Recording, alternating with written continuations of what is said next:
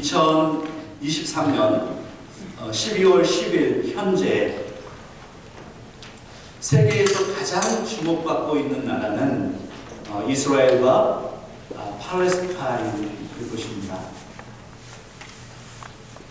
2023년 10월 7일 여러분이 기억하시는 대로 하마스가 이스라엘을 침공함으로 인해서 이스라엘과 하마스의 전쟁이 퍼지게 됐습니다.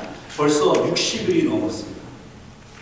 그런데 이 전쟁이 상당히 길어져서 우리가 생각했던 것보다 그리고 더 엄격하고도 더 무시무시한 전쟁으로 번지는 결과 때문에 지금 사상자가 우리가 생각하는 것보다 훨씬 많이 나왔습니다. 사상자가 수만 명인데 그 중에 사망자가 이스라엘과 하마스, 팔레스타인 지역에 있는 사람들을 다 해서 한 2만 명이 넘는데요. 정확한 통계를 내지 않고 있습니다. 그래서 저도 이 설교를 준비하면서 챗 GPT에게 가끔 이제 제가 AI에게 물어보는 경우가 있거든요. 분명하지 않을 때 제가 사용을 하는데 물어봤더니 지금 이스라엘과 하마스 전쟁을 통해서 사망자가 얼마입니까? 라고 물어봤더니 이 챗 GPT가 이렇게 대답을 하더군요. 구글에게 물어보라. 그걸 깜짝 놀랐어요. 아니 지가 대답을 해줘야지. 그거 AI가 그런 거 아니에요? 딱 물어보면 딱 답을 해주는 건데 깜짝 놀랐어요. 구글 서치를 하라고. 아이고야. 아무튼 왜 그러냐면 지금 윤리적이고 도덕적인 것들을 챗 GPT에서도 그것을 다루기가 어렵다. 그리고 분명하게 몇만 명이 죽었는지를 통계를 낼 수가 없는 상황입니다. 아주 심각한 거죠. 처음 전쟁이 시작되었을 때 그 피해가 우리가 생각했던 것보다 훨씬 큽니다. 사망자가 굉장히 많이 확대되어 있고요. 문제는 이 전쟁에 대해서 사람들이 자꾸 이 정당성, 그 진정성을 의심한다라는 것입니다. 의구심을 품고 있습니다. 그리고 이스라엘을 비난하는 소리가 더 많이 커지고 있습니다. 그런데 이스라엘의 입장에서는 이 전쟁을 시작했으니 이번에는 반드시 끝을 내야 되겠다라고 하는 신념을 가지고 있습니다. 이스라엘과 하마스의 전쟁은 사실 단순하게 이스라엘과 팔레스타인의 전쟁으로 끝나는 것이 아니고 전 세계의 정치적인 이슈로 번지게 되었죠. 그래서 친이스라엘을 표방하고 있는 우리가 살고 있는 미국은 정말 중요한 전쟁입니다. 그래서 이 전쟁이 어떻게 끝나든 간에 지금 현 대통령인 바이든 대통령에게 엄청난 타격을 줄 겁니다. 그것이 어떤 결과를 날 줄을 모릅니다. 내년 11월, 여러분 11월에 대선이 있습니다. 어떤 결과를 날지 모를 엄청나게 지금 큰 파장이 이스라엘과 하마스 전쟁에 달려 있습니다. 그리고 이것이 우리의 삶에 얼마나 깊이 연관되어 있는지 아십니까? 지금 이 전쟁 때문에 지금 우리가 알고 있는 동부의 아이비리그에 있는 하버드, MIT, 그리고 유펜 이런 대학의 학생들이 팔레스타인을 지지하는 반유대주의 학생들이 여러분 그 봉기를 일으켰다가 지금 엄청난 위험에 휩싸여 있는데 지난주에 어떤 일이 있었느냐 하면 지난주에 하원의 청문회에 하버드, MIT, 유펜의 총장들을 불러서 여러분 히어링이 있었습니다. 지금 그 히어링이 있은 다음에 지금 거기에 지금 세 군데 제가 말했던 그 대학의 총장들이 전부 여자분들입니다. 지금 다 총장에서 물러가라고 하는 하원의 압박이 있습니다. 엄청난 일입니다. 그래서 우리 자녀들이 학교에 다니고 있고 대학에 다니고 있고 우리 아이들이 활동하고 있고 그리고 우리가 살고 있는 이 미국 땅에 여러분 친이스라엘이라는 어떤 그 정치적인 이슈 때문에 지금 학생들은 월가에서는 어떤 일이 발생이 됐느냐면 취업 블랙리스트를 지금 뽑아내서 아이비리그에 있는 그 공기를 일으켰던 그 학생들의 리스트를 가지고 있습니다. 그래서 그 리스트에 올라간 아이들은 월가에 취직할 수 없는 블랙리스트를 기업에서 만들었습니다. 여러분, 이게 심각한 일 아니에요? 지금 21세기에 이 초현대적인 사회에 자유민주주의에 살고 있는 사람들이 그런 블랙리스트에 올라가고 자기의 사상을 표현할 수 없는 이 시대에, 여러분, 이스라엘과 하마스의 전쟁은 단순하게 저 멀리 떨어져 있는 이스라엘의 문제가 아니고 바로 저와 여러분의 삶의 문제라는 것을 여러분 느낄 수 있어야 됩니다. 이스라엘 사람들, 이스라엘라이츠, 이스라엘 사람들을 우리는 주이시, 유대인이라고 부릅니다. 유대인. 유대인은 성경에 나오는 아브라함을 기원으로 하는 히브리 민족, 히브리 민족에서 발생된 여러분 민족 집단입니다. 주이시, 유대인. 특별히 저와 여러분들 기독교인들은 이 히브리 민족인 유대인들을 깊이 이해하는 것이 정말 중요합니다. 사랑하는 여러분, 여러분들은 유대인들을 어떻게 생각하고 계십니까? 우리는 성경을 읽고 접할수록 유대인들에 대해서 더 많이 생각하게 됩니다. 저는 처음에 성경을 읽고 생각했던 게 있어요. 왜 하나님은 유대인을 선택했을까? Why did God choose Jewish, Israel? 왜 하나님은 이스라엘을 선택하셨을까? 왜 하나님은 유대인을 선택하셨을까? 전 세계에 거의 300개가 되는, 거의 280개가 넘는 나라가 있는데 지금 현재요. 왜 하나님은 그 가운데 이스라엘이라고 하는 나라를 선택하셨을까? 그게 궁금했었어요. 그런데 제가 성경을 읽다가 신명기 7장 7절에 이 말씀을 읽게 됐습니다. 신명기 7장 7절에 여러분 한번 같이 읽어볼까요? 시작. 여호와께서 너희를 기뻐하시고 너희를 택하심은 너희가 다른 민족보다 수요가 많기 때문이 아니니라. 너희는 오히려 모든 민족 중에 가장 적으니라. 바로 그렇습니다. 제가 그 해답을 얻었어요. 하나님, 왜 이스라엘입니까? 왜 우리가 이방인, 우리가 왜 유대인에 대해서 자꾸만 성경을 보면서 부대껴야 됩니까? 왜 유대인입니까? 성경의 신명기의 이 말씀에 유대인을 선택한 것, 이스라엘을 선택한 것은 가장 작기 때문입니다.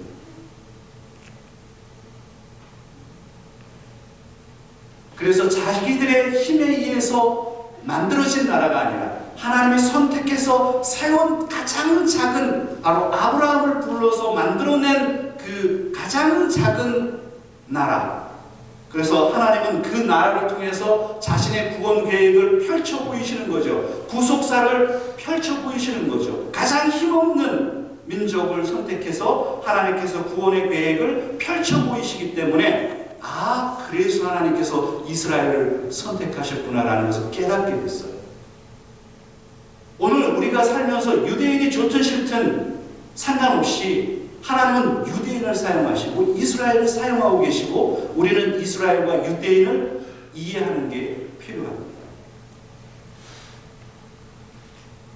그런데 문제는 무엇이냐면, 유대인들이 자신의 기만에 빠지고 모순에 빠져서 나는 유대인이기 때문에, 나는 이스라엘라이츠, 나는 이스라엘 사람이기 때문에 나는 무조건 민족적으로 구원받을 거야 라고 생각하는 그 교만과 자기 기만 때문에 구약에서는 엄청나게 많은 분량을 할애해서 그들이 심판받을 것을 기록하고 있지 않습니까? 바로 유대인들은 하나님을 선택했습니다만 그들이 하나님을 버리고 교만하고 자기의 모순에 빠지는 순간 그들은 심판받게 된다는 것이 바로 성경의 메시지.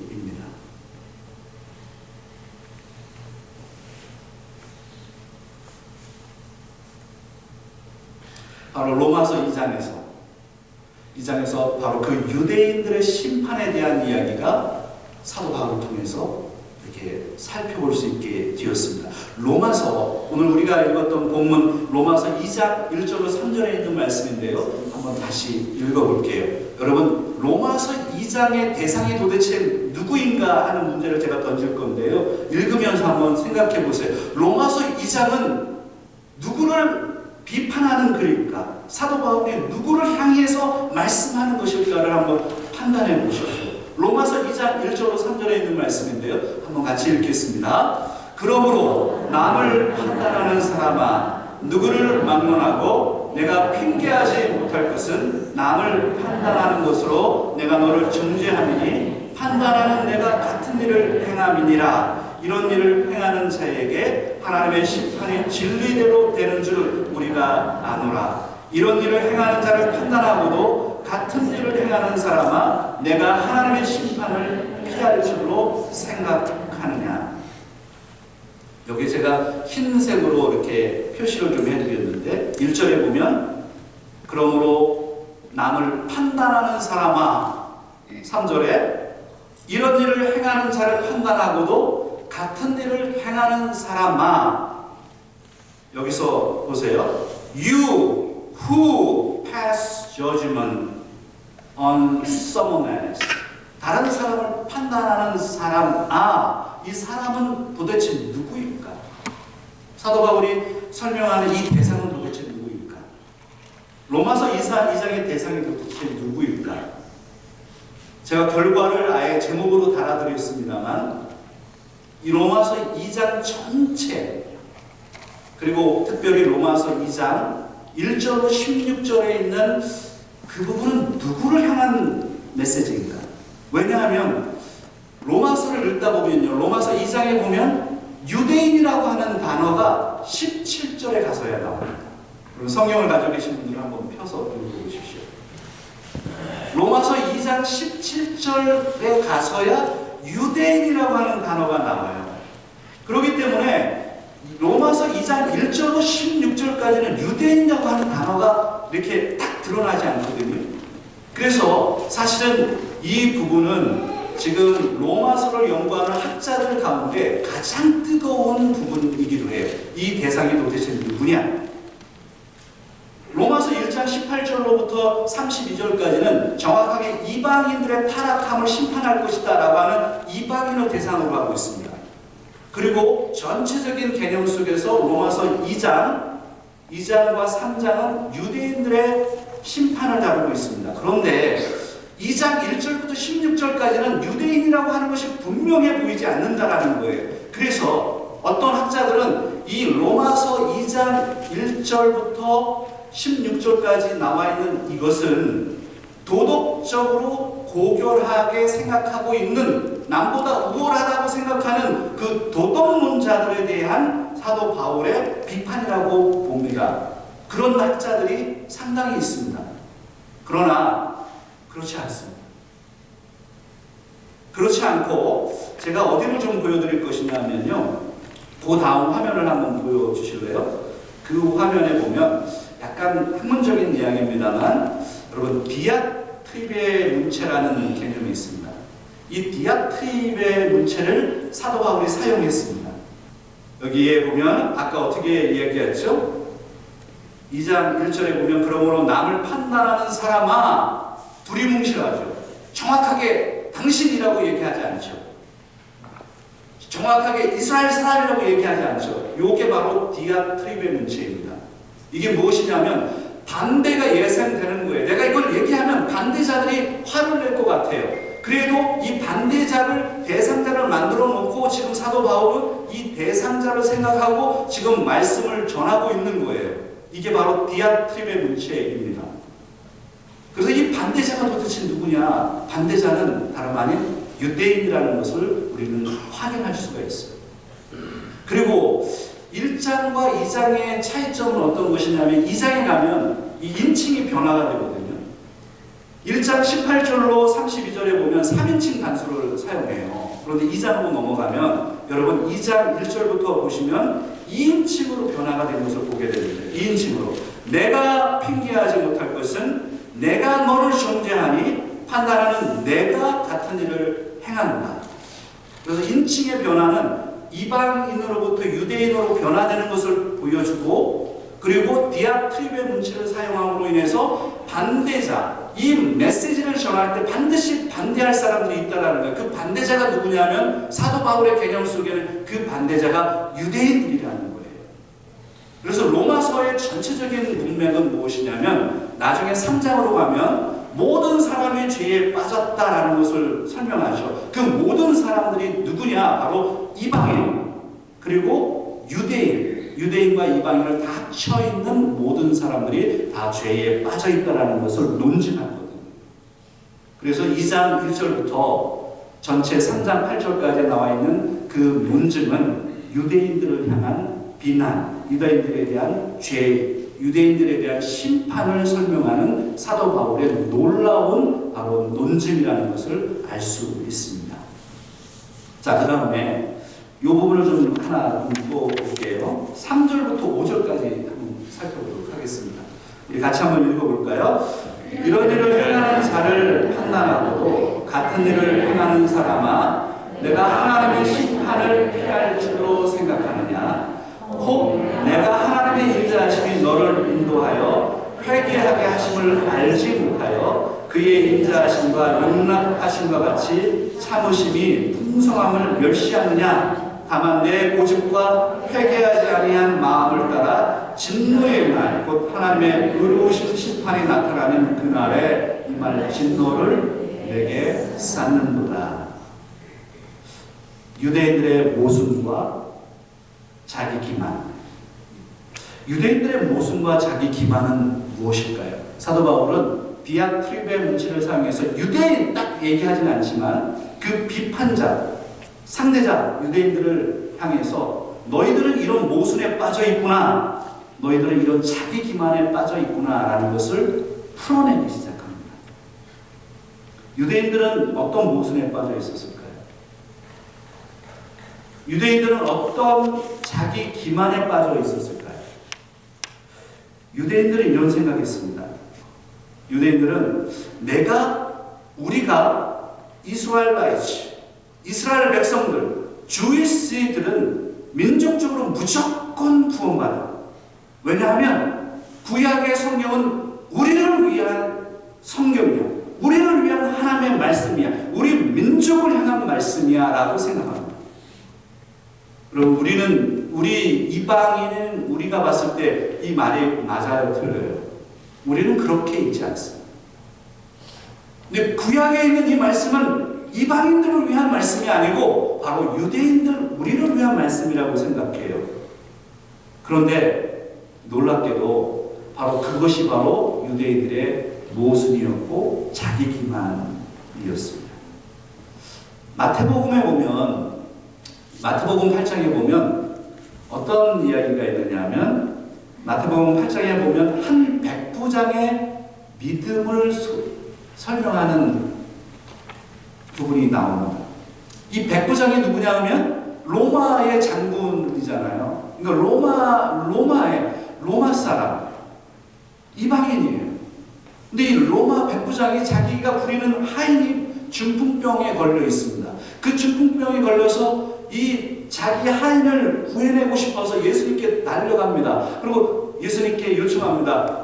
주님, 내 하인이 지금 중풍병에 걸려있는데 고쳐주세요 라고 이야기했을 때 예수님께서 말씀하신 이 말씀을 여러분 생각할 필요가 있습니다.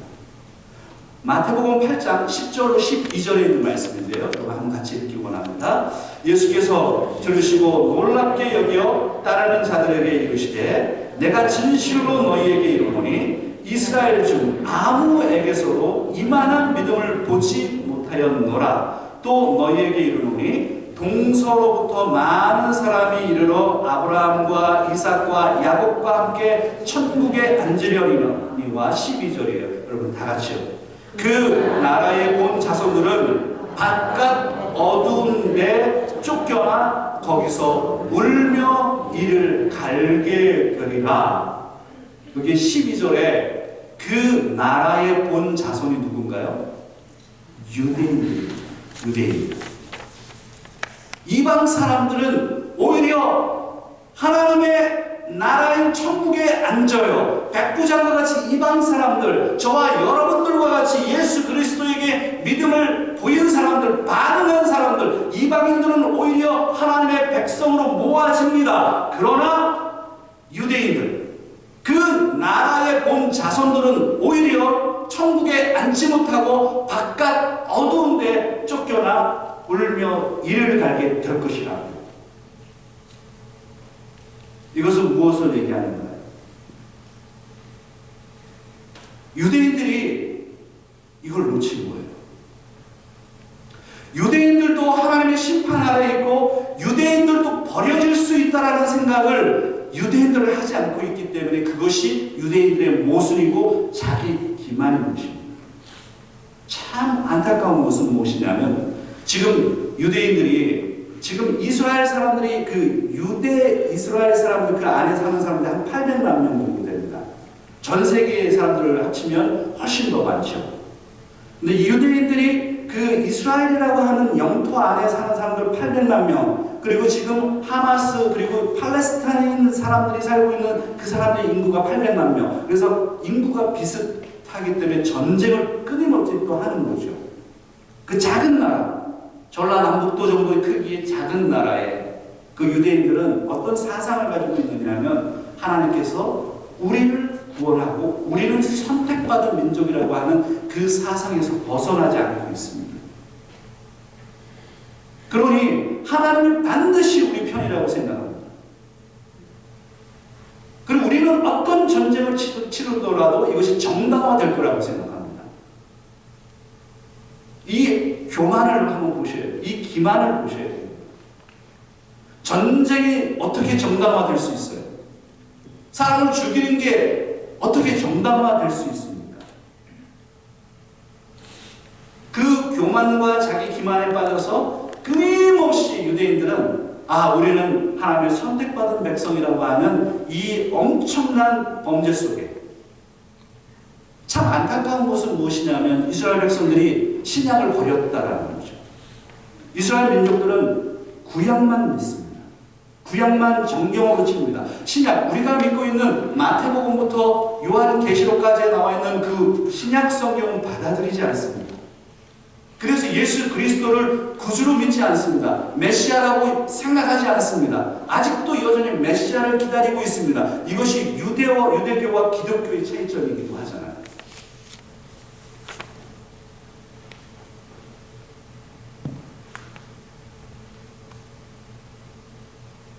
하나님께서 이스라엘 백성들을 선택하셔서 아브라함을 선택해서 그 한 사람 아브라함을 선택해서 가나안 땅으로 보내서 그 땅에서 하나님의 사람들을 만들고 가나안에서 살면서 그 민족을 히브리 민족을 만들고 이 히브리 민족을 통해서 하나님의 구원 계획을 펼쳐 보이시고 이들을 얼마나 하나님이 사랑하셨습니까? 그런데 하나님을 버려버리고 우상을 숭배하고 범죄함으로 인해서 끊임없이 하나님의 심판을 받아서 BC 586년에 이스라엘이라고 하는 나라는 완전히 무너져 없어집니다. 나중에 하나님의 예언 때문에 다시 돌아와서 회복하게 됩니다. 그리고 나서 이스라엘 땅에 들어가서 살게 되잖아요. 그런데 AD 70년에 디도 장군에 의해서 그 땅이 완전히 무너지고 이스라엘이라고 하는 나라가 없어져 버렸습니다. 그렇게 1800년이라고 하는 세월을 방랑하게 되잖아요. 그리고 1948년에 이스라엘이라고 하는 나라가 만들어져서 다시 이스라엘 회복 운동이 벌어지고 있습니다. 저는 기도하기를 유대인들로 로마서 나중에 살펴보겠습니다만 9장부터 11장에 보면 유대인들이 회복될 것을 말합니다. 저는 유대인들이 회복될 것을 믿고 있습니다. 또는 그렇게 될 것이라고 기도하고 있습니다. 그러나 유대인들의 이 교만함 때문에 계속 끊임없이 우리에게 교훈하는 것이 있어요. 로마서가 그것을 적나라하게 지금 드러내고 있습니다.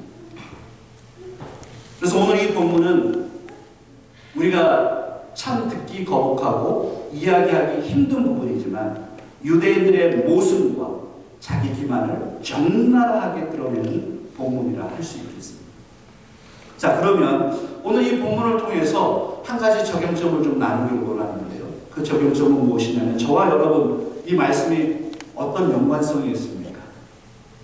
우리는 유대인들처럼 모순에 빠져 있지 않나요? 저와 여러분은 혹시 자기 기만에 빠져 있지 않나요?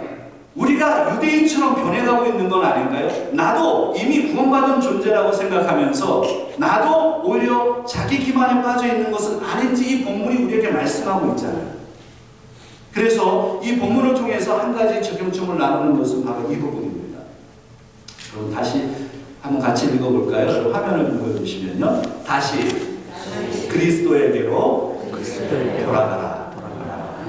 다시 그리스도에게로 돌아가십시오. 저와 여러분이 이 본문을 마주하면서 질문해야 돼요. 나도 유대인처럼 변화된 것은 아닌가? 내 신앙이 선민의식에 빠져있는 유대인처럼 내가 그렇게 고착화되어 있는 것은 아닌가? 출애굽기 19장 6절에 있는 말씀에 유대인들이 이런 사상을 가지고 있었거든요. 출애굽기 19장 6절에 있는 말씀이에요. 한번 다 같이 읽어보겠습니다. 너희가 내게 대하여 제사장 나라가 되며 거룩한 백성이 되리라. 너는 이 말을 이스라엘 자손에게 전할지니라. 이스라엘 백성들은 이 말씀을 붙잡고 있는 거예요. 그래서 선민의식을 여기서 찾아낸 겁니다. 여기에 이스라엘 자손, 이것은 모세와 언약을 맺은 장면이죠. 하나님께서 모세와 언약을 맺으면서 너희 나라는, 너희 민족은 제사장 나라가 될 것이고 거룩한 백성이 될 것이야. 나는 너희 하나님이다. 이스라엘 자손에게 말합니다. 이것이 자기들 민족에 대한 약속이라고 생각합니다. 여러분, 그렇지 않아요. 성경은 그렇게 유대인들만 위한 하나님의 말씀이 아닙니다. 저와 여러분들도 이 말씀에 그대로 적용되잖아요. 저와 여러분이 이스라엘, 영적인 이스라엘 자손이고 바로 여기서 이야기하는 제사장 나라 그리고 하나님의 백성이 바로 저와 여러분들 아닙니까? 이 부분을 자기에게만 적용해서 그 교만함과 모순과 자기 모순에 빠져있는 이스라엘 백성들을 보면서 저는 오늘 저와 여러분도 그렇지 않느냐고 질문하는 거예요. 우리가 그럴 수 있잖아요. 내가 하나님을 믿은 지 벌써 40년이 돼요. 이 정도 믿었으면 됐지, 괜찮지. 나는 구원을 다 따놓은 거 아니야? 나는 지금 구원받은 백성이지 뭐. 그리고 나도 이미 내 생각이 그 교만과 그 모순과 자기 기만에 빠져 있는 것 아닐까 하는 것을 질문하는 겁니다.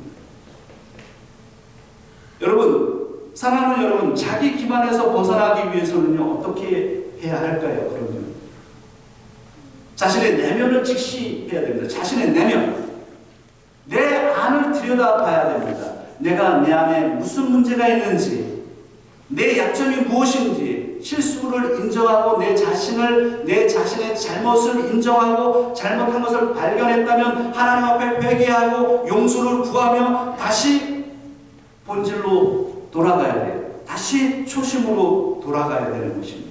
매일매일. 그러면 신앙의 초심은 도대체 무엇일까요? 신앙의 초심. 여러분, 초심으로 돌아가십시오 라고 했을 때 그 초심은 무엇일까요? 그 초심은 그리스도입니다. 여러분 한번 따라할 거예요. 초심은 그리스도이다. 기독교의 본질은요, 신앙의 연수가 아니에요. 내가 몇 년을 믿었는데, 내가 어디서 교육을 받았는데, 누구 목사 밑에서 교육을 받았는데, 그거 아니에요. 신앙의 본질, 기독교의 본질은 여러분 그리스도의 십자가에 있습니다. 십자가. 여러분 초심을 잃어서는 안 됩니다. 초심을 잃는 순간 우리가 교만해지고 자기 모순에 빠지는 겁니다. 어떤 회사 CEO가요, 직원들이 너무 나태해진 거예요. 그래가지고 한번 잘 이렇게 격려도 하고 군기를 한번 잡아야 되겠다라고 생각하고 이제 어떤 CEO가 이제 다 직원들을 모아서 회의를 하게 됐습니다. 이번 CEO가 이렇게 얘기를 해요. 여러분, 초심을 잃지 말아야 합니다. 라고 이제 독려를 했어요. 그랬더니 어떤 직원이 다 손을 들었어요. 사장님, 초심이 뭐죠? 이렇게 물어본 거예요. 얼마나 당황스러워요. 그래서 CEO가 얘기합니다. 아, 그거는 처음에 회사를 들어왔을 때 마음가짐 아니겠어요? 그랬더니 이 직원이 다시 손을 바짝 들더니 얘기합니다. 사장님, 제가 처음에 우리 회사에 들어왔을 때 제 마음이 뭐였지요? 이렇게 물어본 거예요. 얼마나 이 CEO가 당황스러워요. 그러면서 이 직원이 물어보는 거예요. 그러면 사장님 초심은 뭐였어요? 이렇게 물어보니까 얼마나 당황스러워. 이 CEO가 생각하더니 이렇게 대답을 했답니다. 아, 저도 초심이 뭔지 모르겠네요. 아, 이거 유머인데. 아니, 망쳤네요, 오늘은. 자기도 뭔지 모르는 거예요, 얘기해놓고. 초심이 뭔지 모르는 거예요. 왜냐하면 시간이 지나면 지날수록 초심이 뭔지 모르는 거예요. 초심이 뭔지도 모르는 거예요. 그냥 열심히 일을 하는 거야. 그냥 돈 벌고요. 그냥 회사를 위해서 하는데 초심이 도대체 뭘까? 시간이 지나면서 그 초심을 잃어버리고 희석이 되고 그 초심이 뭔지도 모르는 거예요. 여러분, 오늘 우리가 살다 보면 우리 가정에서의 초심이 있죠. 주부로서의 초심이 있고 이민 생활할 때 이민자로서의 초심이 있고요. 마찬가지로 신앙생활에도 그 초심이 있습니다. 내가 얼마나 오랫동안 신앙생활을 했는데 우리 교회에 내가 얼마나 열심히 하는데 여러분, 그게 초심이 아니라고.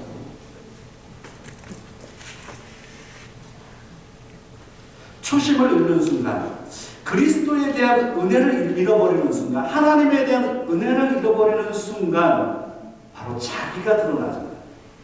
내 의가 드러나서 내가 얼마나 열심히 하는데, 내가 얼마나 교회 생활을 열심히 했는데 자기의 의가 드러나죠. 그렇게 되면 자기의 모순에 빠지게 됩니다. 자기 기만에 빠지기 시작한다.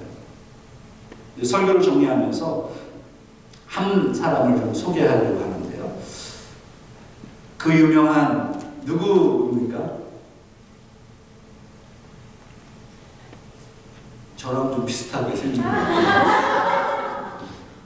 이마가 넓어서 알카포네입니다.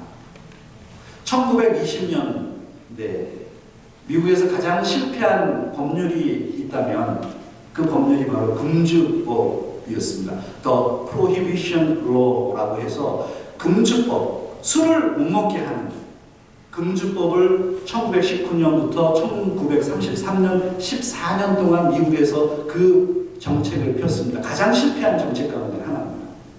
의도는 무엇이었느냐면 지금 삶도 힘든데 도덕적으로 건강하게 한번 살아보자 라고 해서 술을 완전히 없애려고 했어요. 그러다 보니까 무엇이 발생이 됐느냐 하면 여러분 바로 암흑가가 발생이 되는 거예요. 사람들을 술 못 먹게 하면 어떻게 되겠어요? 딴 데 가서 술 먹는다니까요. 그래서 암흑가에서 술을 만들고 그때 범죄의 거대한 그룹이 생기고 그 우두머리가 바로 알카포네입니다. 여기 우리 한 선생님 시카고에서 오셨는데 바로 시카고의 우두머리, FBI에서 공공의 적 1호로 지정했던 당시에 가장 위험했던 범죄자가 바로 알카포네입니다. 그런데 이 알카포네가요, 돈을 그래서 엄청나게 많이 벌었습니다. 뭐 셀 수 없을 정도 수많은 범죄를 저질렀습니다. 그런데 알카포네는 이렇게 생각한 거예요. 야, 그러면 내가 밤의 황제인데 이렇게 살아서는 안 되겠구나 하고서 낮에는 굉장히 돈을 풀어가지고 선한 행위를 합니다. 당시에 1920년대 대공황 시절 아닙니까? 엄청나게 사람들이 못 살았기 때문에 많은 사람들이 급식소를 열어놓고 먹일 거 먹이고 합니다. 선행을 베풀어요. 그런데 밤에는 암흑가의 황제로 살아가는 거예요. 알카포네가 나중에 이런 이야기를 했어요. 여러분 화면에 제가 지금 적어두고 있는데요. 한번 같이 한번 읽어볼까요? 나는 사람들에게 큰 기쁨을 주고 좋은 시간을 갖도록 도우면서 최상의 생애를 보냈다. 그런데 내가 받은 대접이란 사냥꾼들의 추적을 피해 간신히 목숨이나 부지하는 터무니없는 것이었다. 자기가 선행을 많이 베풀었다는 거예요. 그런데 FBI가 미국 정부가 왜 자기를 이렇게 잡아 먹으려고 하느냐? 여러분, 이게 바로 자기 기만인 것입니다. 이것이 바로 알카포네의 모습인 거예요. 범죄를 다른 걸로 덮어버리고 나는 괜찮은 사람이야. 나는 괜찮아. 나는 잘 살지. 여러분, 나는 괜찮은 사람이에요. 라고 하는 것이 알카포네의 모습입니다. 사랑하는 여러분, 오늘 우리가 그리스도인으로 살아가면서 우리도 이런 실수에 빠질 수가 있어요. 유대인들이 그랬어요. 유대인들의 모습, 유대인들의 자기 기만. 오늘날 저와 여러분의 모습, 자기 기만은 혹시 무엇일까요? 나에게 모습과 자기 기만이 있다면 나를 직시하라고, 내 내면을 들여다보고 이 내면에 있는 두려움과 아픔과 분노와 절제되지 못한 이 성품을 그리스도의 십자가에 내모시고 다시 그리스도께로 돌아가셔서 하나님 앞에 아주 순수한 하나님의 사람들 되기를 간절히 축원합니다. 기도하겠습니다.